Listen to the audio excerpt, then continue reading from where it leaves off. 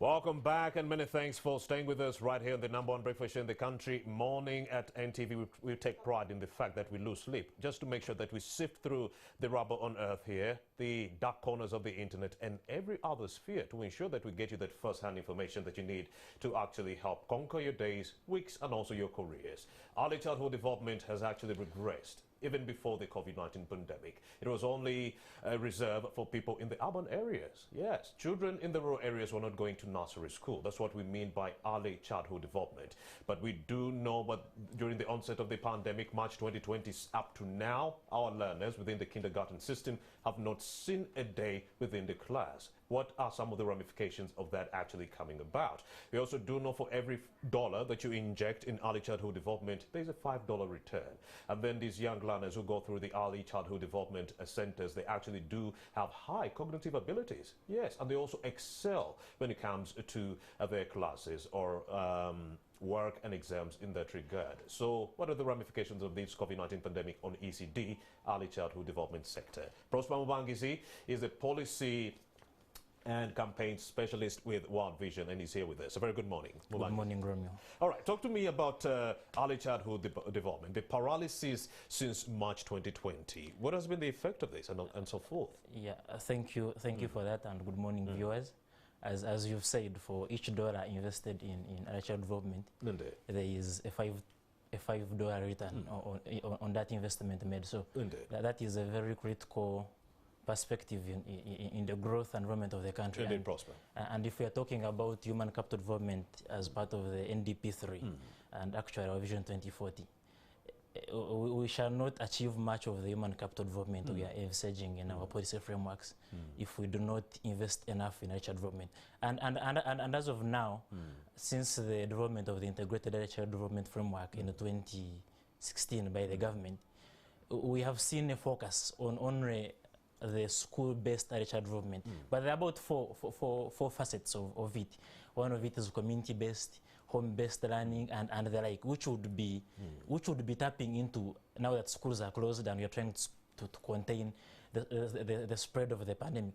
And with this, the paralysis of the sector right now is indicative of what we are suffering from as a country, what we call the shadow pandemic. Because children are not the primary victims of the COVID-19 pandemic.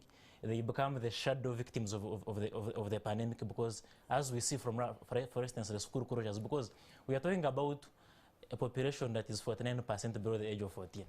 And early childhood development is from 3 to 8 years. So you're having about half of it, half of that population, of the 49% I've talked about, who have spent now the last 2 years, almost 2 years now, in their homes, no learning, except the few who are privileged who are privileged and in those top-class, top-end schools that can access it. But it's just 1% maybe. So most of them are languishing in the villages.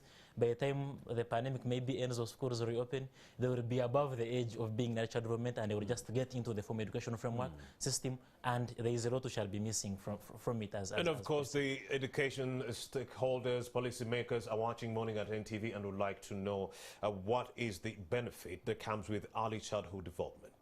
Yes, thank you. One is in terms of cognitive development. The psychologists have put it that there is a lot to benefit from. And actually, there is a recent study by the... benefited too much. Yes, there is... That is from baby class all the way to top class. Yes. In terms of cognitive development. And actually, there is a recent study by Royal Foundation on child development by the British royal family. And to show you that Britain loses about 16.3 billion pounds in their lapses they have made in early childhood development, and that is about 44 times the cost that would be incurred by in perinatal mental health specialist care. So when we begin missing the cognitive aspects of it, the mental health, the socialization aspects that people get from early childhood development, the effects begin cascading into their future lives. So we begin seeing broken societies in the future because of what the 3 years someone missed at that formative age. Then we are talking about also there is a higher chance of a child who has attended early childhood development to complete their education cycle, because you know we have very high rates of school dropout, and our rates of retention education system are very low, and much of it can be attributed to the fact that we miss out on the foundation stages of the education system. So if we have more children beginning education at the right stages, then we have more chances that children will complete school. And as I talked about in my initial opening statement about human capital development, then we shall be targeting into that. And of course, I've talked about the economic aspect of it, that the $1 investment with a $5 return, which is about 500%. So we shall be raising productive citizens. Yes, so we are raising productive citizens. We are raising citizens that can be able to socialize with their peers. We are raising citizens that are confident in themselves, that can express themselves, and the like. So it is the benefit is very. When it comes to there. the benefits, Prosper Mubangize could be testament to that. I went through early childhood development, nursery, all the 3 years, maybe middle, did I. and top. But then by primary one, you could read and write. Yes. You could write a letter in Luganda, English, Lunyoro, those languages. Your cognitive abilities were way up there. But then I'm thinking, I was looking at some of the primary school learners, primary 5, and you talk to a learner, they can't read and write verifiably, they can't write a letter verifiably, and I was like, didn't they miss out on early childhood development? And they said, yes, I didn't study nursery or even baby to top class. So let's talk about what could be done and what should be done.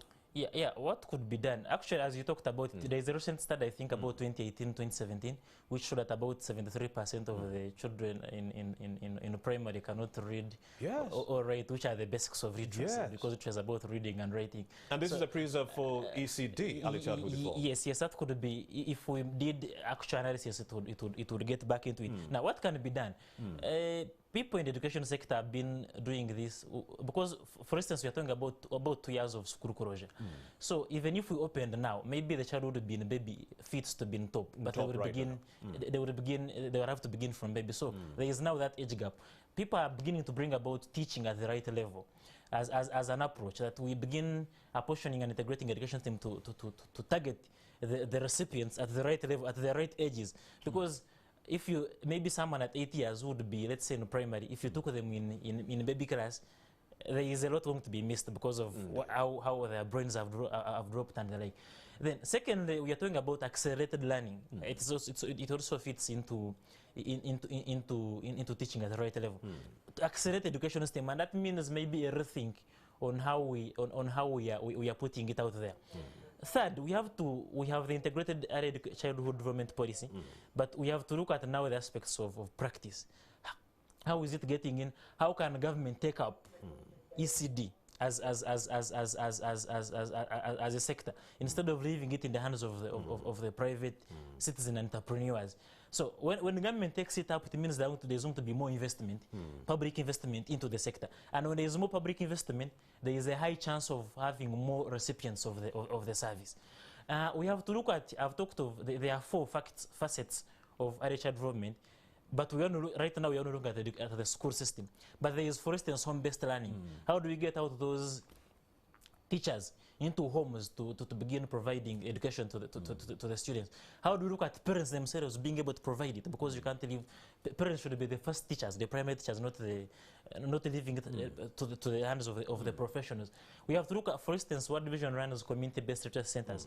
Now, how do we get more actors and maybe mainstream the community-based, so that children, because when they are at their wells or whatever they are trying to do something, how do we now bring the education aspect into the communities? And then maybe in the long term, we have to look at these PTCs. How do we integrate early child development learning into the PTC, so that we have professional ECD teachers? Because I have a chance, my mother is an ECD teacher, so maybe that's why I can speak with passion about it. And I can see maybe we have benefits because we could get it from home before getting into the form one. So how do we get more professional ECD teachers into being educated and trained into it in these PTCs and teacher training colleges. And the parents should know they are the first ECD teachers. Yes, and they have to take up that aspect of teaching, teaching the children. And of course, let's talk about the overall general state of education. 15.3 million learners are now at home with no end in sight. Vaccinations have to take root at first. Teachers have to be vaccinated, the learners themselves, so meaning school has been thrown into disarray. So how do we ensure education continuity, Mr. Mubangis? Thank you. You have top schools that have embarked on digital learning. Yes, but then what about those in rural areas? Yeah, digital learning is a good innovation, but we are looking at what's the rate of internet penetration in the country.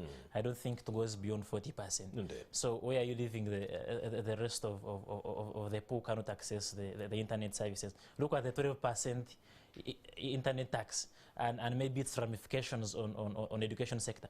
But then again, us recovering from this pandemic is contingent, and I will repeat that, is contingent on vaccination. How fast we vaccinate is determines how fast we shall be getting out of this and how schools will open. So we have to look at targeted vaccination campaigns for teachers and learners, and in this we have to look at beyond the national confines. We have to look at the international, because for instance we are looking at what if you did a study in June, and it was showing that in most of the developing countries like Uganda, only 1 out of 10 people will get vaccinated by the end of the year. So that is only 1% of the population getting vaccinated. Not because the population is not taking up the vaccination agenda, but the vaccines are not available. So how do we even advocate at international level that we have vaccines being brought down to us who cannot access them? We're looking at refugees, for instance, children in refugee communities. One, they're already affected by not being in school and those disruptions they have in life.